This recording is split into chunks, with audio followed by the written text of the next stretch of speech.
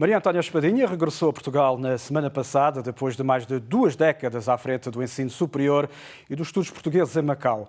Numa entrevista à TDM, na véspera de deixar a RAEM, diz que parte do coração cheio, embora com algumas preocupações quanto ao futuro.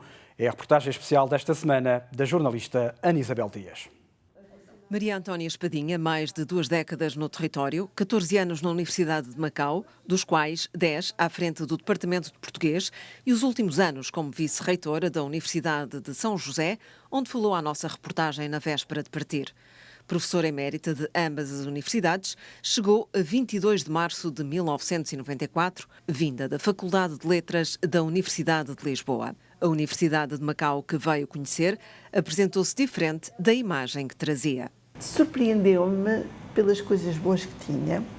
Também me surpreendeu porque eu tinha visto uma maquete de um campus fabuloso, que tinha até piscina, e quando cheguei, a universidade ainda era muito pequenina, e no lugar que eu pensava que era a piscina, que não era para ser a piscina, era um grande buraco, e entretanto tinha sido construído o New Century nos terrenos que estavam destinados à universidade naquela maquete.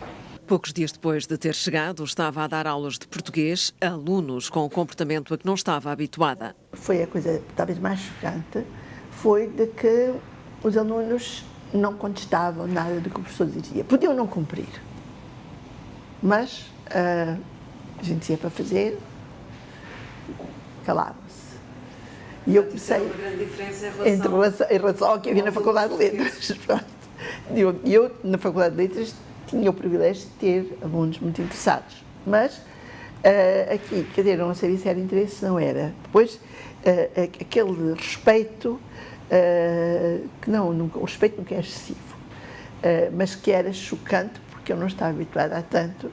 Em 1997, assumiu a liderança do então Instituto de Estudos Portugueses da Universidade de Macau.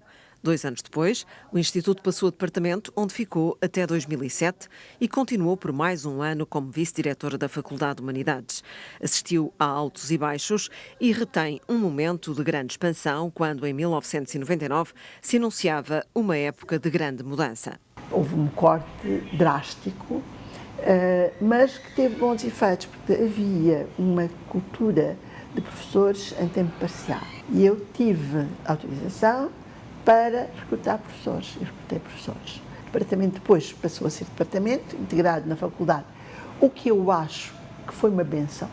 Sendo mau, foi uma benção, porque toda a questão do orçamento era com a faculdade. Aquelas questões aborrecidas e dolorosas, era a faculdade que resolvia. Depois percebi isso quando para lá fui também, e para a vice-diretoria. E, portanto, eu tinha mais tempo para fazer outras coisas. E tive um naipe de professores fantástico, tive uma equipa fantástica. Houve um crescimento enorme do departamento. O departamento português da Universidade de Macau era o maior departamento português do mundo fora de Portugal e o mais qualificado. E aqueles que não tinham as qualificações que hoje são exigidas, tiraram-nas, fizeram-nas a trabalhar, não tiveram 1 hora de redução de serviço, porque isso eu não consegui.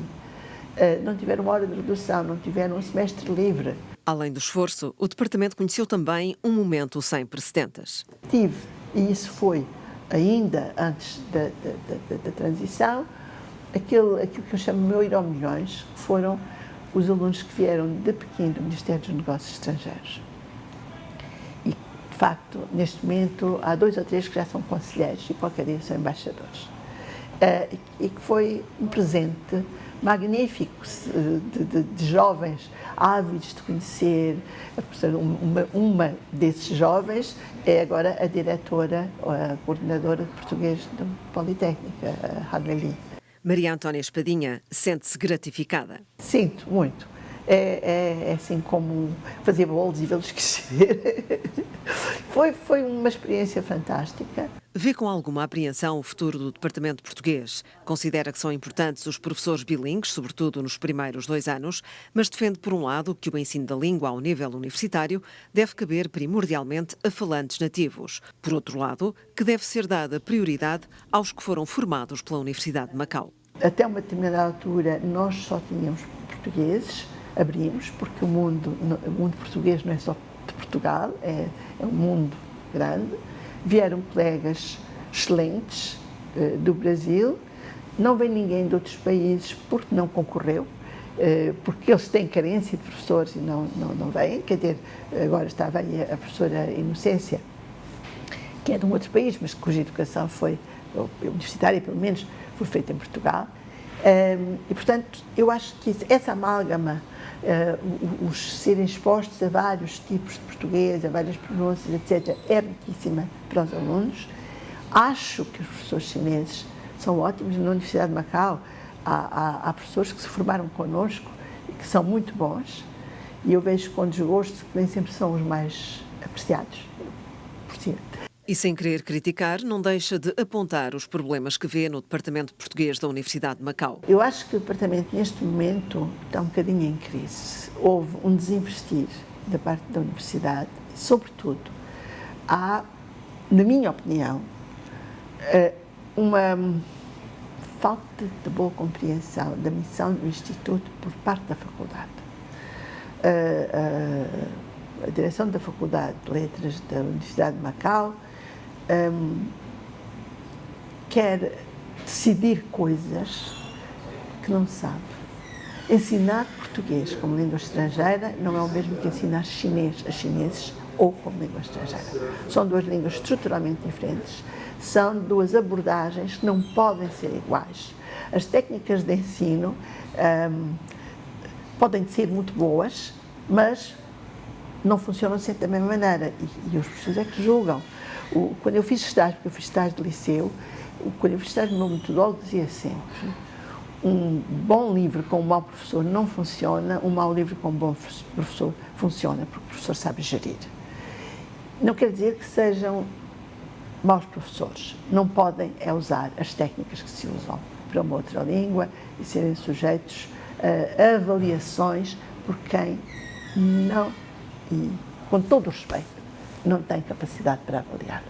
Refere-se também a outros problemas, como o da rigidez que se está a implementar nos planos de aulas dos professores. As universidades, e sobretudo a nível dos ensinos das línguas, se estão a transformar muito em escolas de línguas, com regras muito fixas, e eu não dou, se eu tiver 3 turmas do mesmo ano e supostamente do mesmo nível, eu não dou 3 aulas iguais. Eu posso dar a mesma matéria, mas eu tenho que ter com os alunos, tenho que ver o que é que eles querem. Eu tenho que os puxar para aquilo que eu quero ensinar, mas com a anuência deles. Se eu fizer 3 aulas segundo um esquema rígido, como hoje é pedido até nos critérios para a avaliação de uma universidade, pede-se que os professores entreguem os planos das aulas. Eu faço sempre um plano de aula. Às vezes fica todo de pernas para o lado. Porque quando eu vou com um plano de aula, quero introduzir uma matéria ou aprofundar uma matéria e vejo que os alunos não sabem a anterior, eu fico na anterior. E depois logo me arranjo para chegar lá onde eu quero. Maria Antónia Espadinha aponta também assuntos de que não se fala. Há assuntos que em determinados sítios são tabu. Olha, religião e política. Porque para nós não é um problema, porque nós raramente temos oportunidade de discutir tais assuntos com os alunos. Mas, noutros casos, é um problema. Nós temos que respeitar os que lá estão. O que não significa que nós tenhamos que abdicar das nossas crenças. Temos que pôr as coisas muito claras. E é difícil a gente ser neutro quando tem uma convicção muito grande para um lado. E, quer dizer, em Portugal, eu fui de um tempo em que quem usava a liberdade académica ia parar a umas casinhas fechadas, sem janelas, e com torturas e com coisas dessas. Tive professores que passaram por lá. E tive colegas, quando foi a greve de 62, de quem hoje ninguém fala, o Jorge Sampaio, o Medeiros Ferreira, o Caradia, todos esses colegas passaram por momentos muito difíceis e nós todos passamos. Não acha que o mesmo venha a suceder em Macau por uma simples razão? Macau é um menino bem comportado. Portanto, eu não acredito em determinados tipos de movimento e repare, alguém que abre a boca, arranja-se logo uma possibilidade, quando alguém critica. Quando a crítica é construtiva. Se nós dissermos que está tudo bem, nada melhora. E sublinha como boa oportunidade de mudança a chegada ao plenário de jovens deputados. A entrada de jovens na Assembleia tem que ser vista como uma lufada de ar fresco e, na minha opinião, espero que não me castiguem por isso, tem que os deixar falar.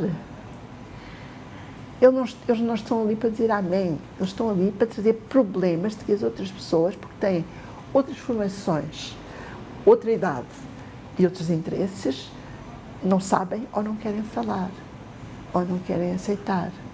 E se Macau, eu estou a ver, eu aí tenho algum receio, se Macau não aproveita os próximos 30 anos, são 30 já, daqui a pouco estamos em 2019, se Macau não aproveita para se afirmar, não é para fazer revolução, não é para ser independente, porque isso não vai acontecer, isso é não sei se alguém sonha isso, mas creio que não. Mas Macau precisa da força desta juventude. E sobre o futuro de Macau, há um aspecto em particular que a preocupa: o possível desaparecimento do cantonense, língua identitária desta região do sul da China. Preocupa-me uma coisa muito, é uma coisa que me entristece muito, é o abandono do cantonense, que é uma língua difícil, linda, clássica, com cultura, com literatura, e que hoje está a ser tratada como se fosse um dialeto zeco, assim.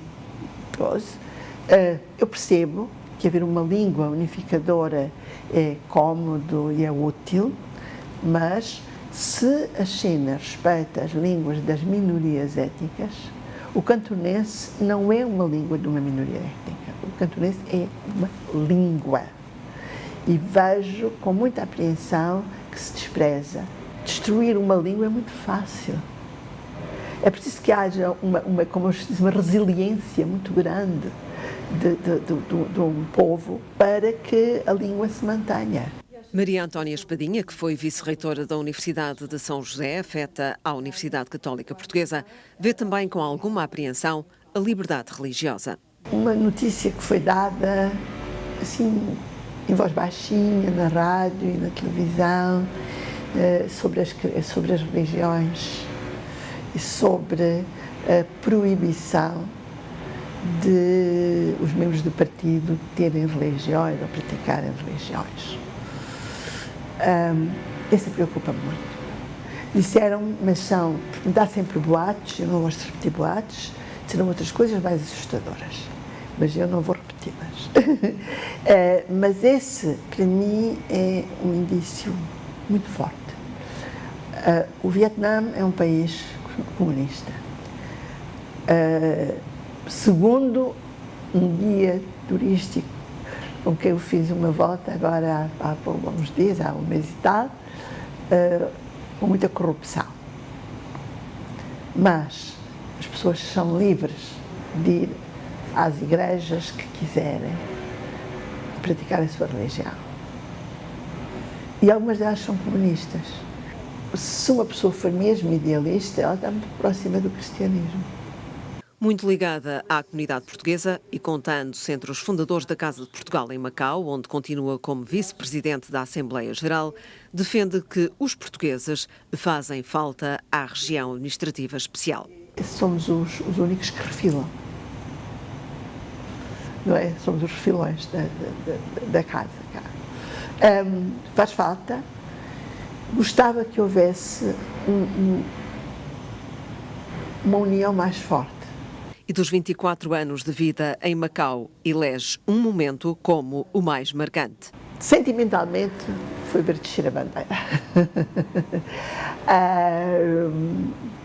Eu não estava muito preocupada, mas é aquele choque, não é? Pronto, e ver o Sr. Governador com a bandeira ao peito, e depois ver o uso que fizeram dessa fotografia, isso foi, para mim, quando eu vi, logo após a transição, portugueses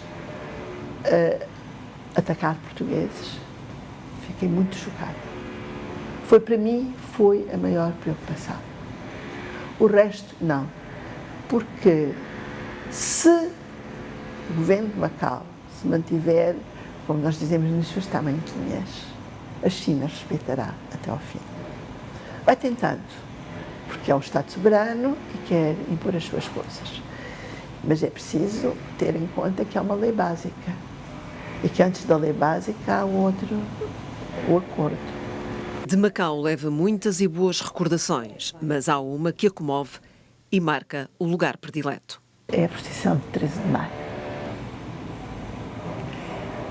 Porque é um momento em que eu sinto que toda a gente de todas as línguas se junta e reza.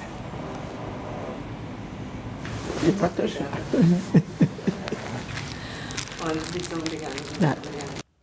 E foi a reportagem especial da TDM. Nós voltamos na próxima semana com um novo tema. Boa noite.